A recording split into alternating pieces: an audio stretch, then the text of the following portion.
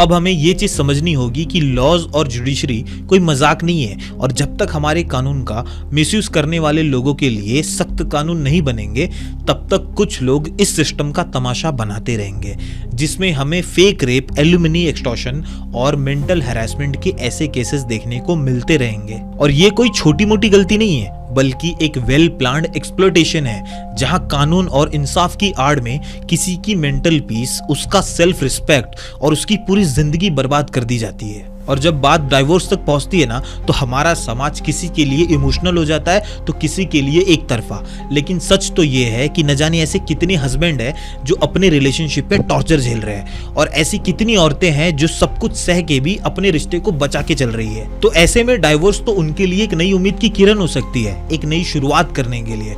क्योंकि अगर ये चीज गलत होती तो हमारे कानून में हमें सेक्शन 13A देखने को नहीं मिलता।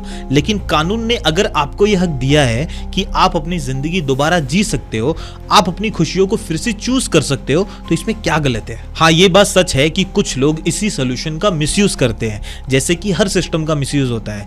पुलिस अपनी अथॉरिटी का मिसयूज करती है, पॉलिटिशियंस अपनी पावर का, वैसे ही कुछ लोग डाइवोर्स का भी मिसयूज करते हैं। तो इसका ये मतलब नहीं है कि सिस्टम या लॉज ही गलत है, क्योंकि हमने कभी किसी को ये कहते हुए नहीं सुना कि पुलिस और पॉलिटिशियंस होने ही नहीं चाहिए, क्योंकि हमें एट अ टाइम दोनों की जरूरत है, एक सुरक्षा के लिए और दूसरा सही लीडरशिप के लिए। तो ठीक उसी तरीके से लॉज और सिस्टम भी सर्वाइवर्स को बचाने के लिए, उन्हें प्रोटेक्ट करने के लिए बनाया जाता है, लेकिन फिर भी कुछ लोग इसका मिसयूज करते ही है।